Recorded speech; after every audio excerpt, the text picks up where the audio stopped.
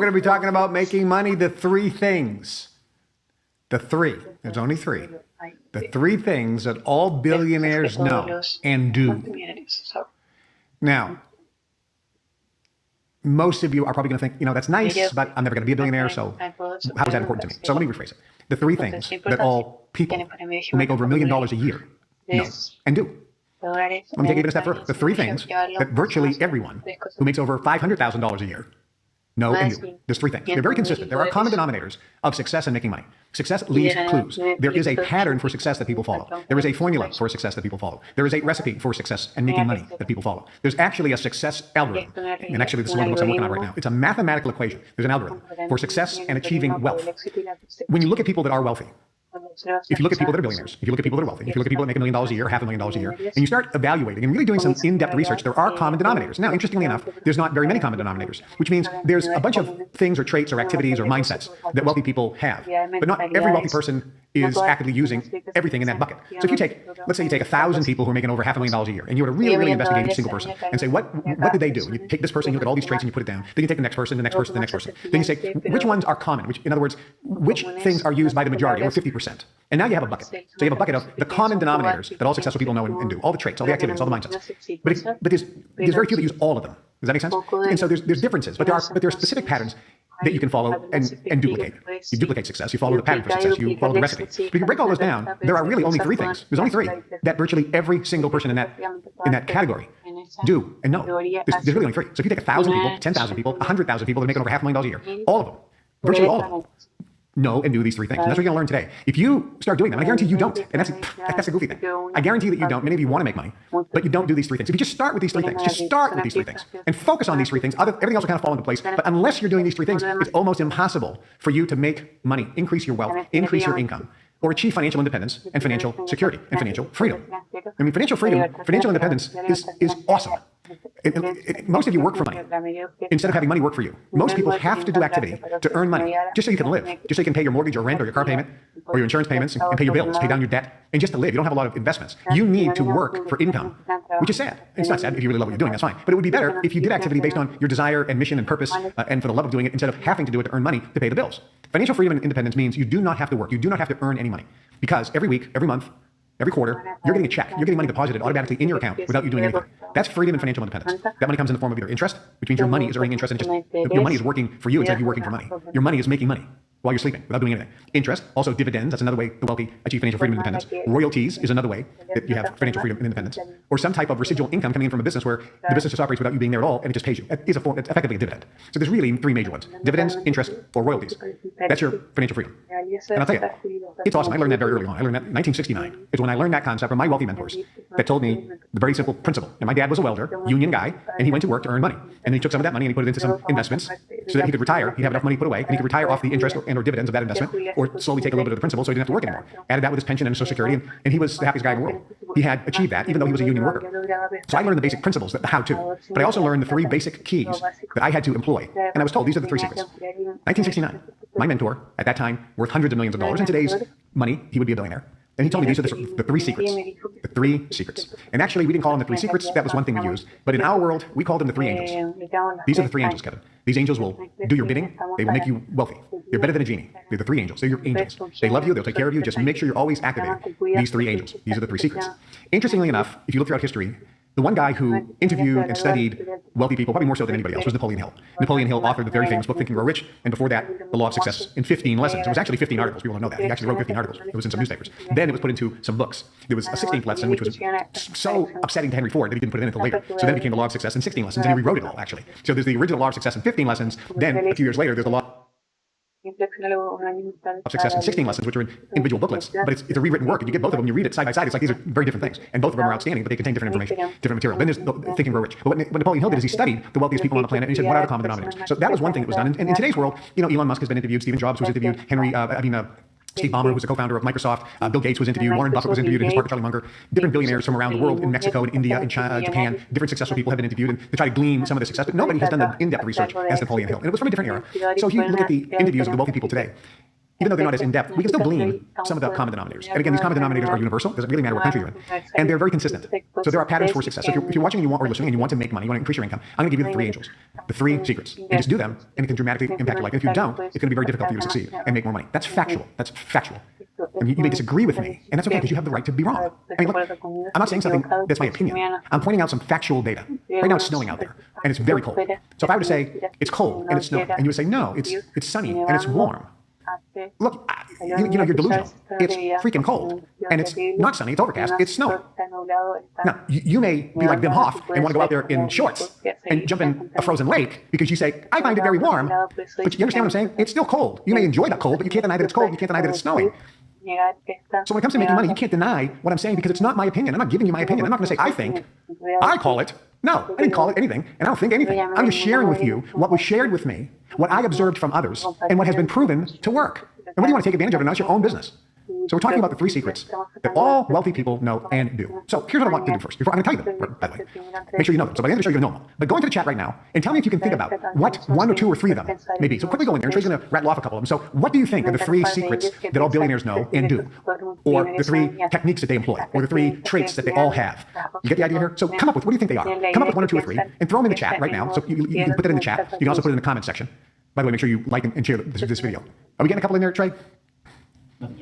Okay, so if you're watching right now, a lot of you are probably just blind, like, I don't know. Yeah, no kidding. So if most of you are thinking, I don't know, if you're thinking, I don't know, or if you even have to think about it, you don't know. Because knowingness is instantaneous. You're out of the think stage. So these 3 angels, these 3 secrets, these 3 traits, these 3 techniques, these 3 things that all wealthy people know and do are something that you should be a part of you. So if I were to ask you, what's your name? You don't say, hold on, let me think about it. Oh, damn, I didn't think he was going to ask me a tough question. Hey, my name, what is it? Should I give my first name? What is my first name? What's my first name? Kevin. That's what it is, Kevin. You don't do that. You know your friend. What's your address? You don't say, hold on, let me check my phone. What's your phone number? Hold on, I got to look it up. Let me think about it. You know your phone number, you know your address, you know your name. But when I say, what is the 3 most important traits, or the 3 traits, not just most important, the 3 traits that every wealthy person knows and employs, what are they? You have to think. What could they be? What could they be? What could they be? All right, you got a couple of them, Trey? They have a lot of focus and they're teachable. Okay, focus and teachable. Right? Okay, they put together vision boards. And by the way, that's not true. Wealthy people, most of them don't even know what a vision board is. Readers, okay? Some of them are, some of them not. Love what you do, okay? Some of the wealthy people hate every moment of what they're doing. They're doing it just because they love money. They hate what they're doing. Absolutely hate it. Disgusting. But they do it because they love money and power. Associate with other rich people. They associate with other rich people. Some of them do, and some of them are absolutely recluses. Remember how Jews didn't associate with anybody. A couple people saying take massive action. They take massive action, okay? Giving. Some do and some don't. Most do, but not everybody. So here's the point. All right, so Trey, hold on to those. So here's the point. Everything that Trey mentioned, you could find a wealthy person who says, yes, that's very important to them. Giving, taking massive action. Maybe there's some wealthy people that have vision boards. Heck, I go hang out with 30, 40 guys 6 weeks a year that collectively are worth $1 trillion, and none of them know what a vision board is. None of them know what a dream board is. They look at me when I talk about it. Do you use a dream board? They go, how are we talking about? And they started from 0 and they made a colossal amount of money. So why do I recommend, and why do other success gurus recommend a vision board, a dream board, or some of these things that Trey mentioned, even though they're not one of the 3? Because in order for you to get from your level up, you have to do some things to start shifting what's virtually in your DNA, and you have poverty DNA. Wealthy people don't have that. You've heard me talk about that when I describe the money processes. You've got to get rid of the counterintention that's in your DNA because your parents put counterintentions, where these people didn't have it or had little, so they didn't have to do some of these things. So let me tell you the one thing, and I'll give you the 3. There's 3.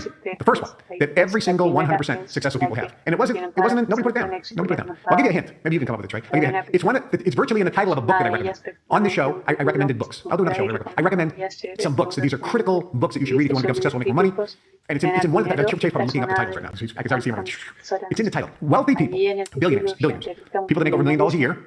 That's far from a billionaire. Everybody who makes over $500 million a year. That's way far from a billionaire. But there's one thing that every single person absolutely knows, that they have to think big. They are big thinkers. They don't think small. Every billionaire is a bigger thinker than every millionaire. They simply think bigger. And they started thinking big when they were just starting off, when they were broke. They were always big thinkers. Don't imagine that they started thinking big when they started making money. They could even think bigger. But when they were first starting off in business, when they were in high school, when they were in grade school, when they were in college, they had big dreams. They had big dreams. I had a guy tell me one time, he says, Kevin, the only difference between you and I is the size of our dream and time. How big can you dream? There's magic in thinking big. That's why there's the name of the book, The Magic of Thinking Big. There's power in thinking big. All successful people dream big. They have to expand what is possible. And you expand the possibilities by dreaming big and thinking big. How big can you dream? How big can you dream? I used to sit around people who used to play games. I said, you just hit $1 billion lottery. As a matter of fact, it was so much money after taxes, you just got $1 billion cash deposited into your bank account. And all your taxes have been paid. What would you do? What would you do? And here's the thing. The Elon Musks, the Warren Buffetts, the wealthy people, Stephen Jobs, the billionaires, the super wealthy. If you were to ask them that question, they instantaneously start giving you answers. Oh, I would do this and this and this and this and this and this and this and this and this. As a matter of fact, they'd say, I need more than $1 billion. For all the things that I see as possibilities that I want to do, I need more than $1 billion in cash after taxes. And then you talk to the guy who's making 100 grand a year, or 150,000 a year, or 80,000 a year, and they have no clue what they would do. They have to think. It takes them a while. Would you pay off your mortgage? Yeah, I guess so, yeah. Get a different car? Never really thought about it. They're not dreaming. They're not thinking big. It's not even in their realm. So what happens is their mind is contracted. If you want things to start being attracted into your life, you want money being attracted into your life, you want opportunity to be attracted into your life, if you want people that are going to help you make your dreams come true being attracted into your life, you have to get big dreams. You have to dream big. You have to think big. Dream big.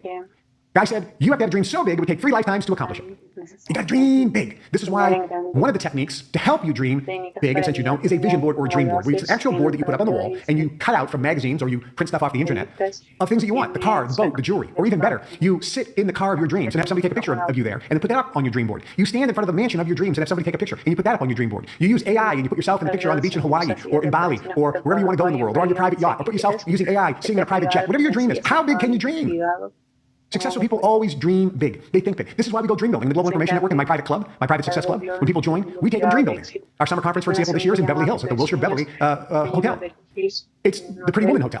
Talk about dreaming. And it's right at Wilshire Boulevard and Rodeo Drive. So you see all the Ferraris and Lamborghinis and Rolls Royces and Bentleys and the AMG Mercedes. I mean, they're all lined up everywhere. The Maseratis.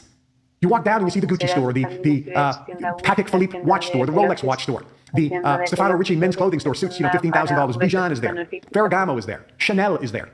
The gorgeous clothing, all the different brands, Louis Vuitton, on and on and on, one after the other after the other. And you see celebrities walking around dressed fantastic. And you start dreaming, and you look, and you're thinking, there's a purse for $35,000 for the purse.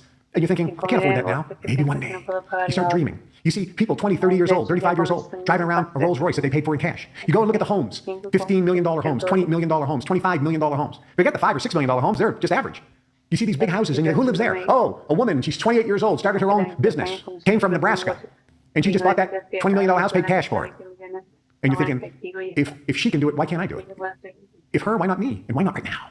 How big can you dream? You got to dream big. So successful people always think big. They're doing a real estate deal in New York, and there's 2 real estate guys, and this is a true story. They're in New York, they're starting off, they're buddies, they went to school together, they decided to get into the real estate development business together. Their families are about exactly the same in terms of income and net worth. They have the same amount of money to get started.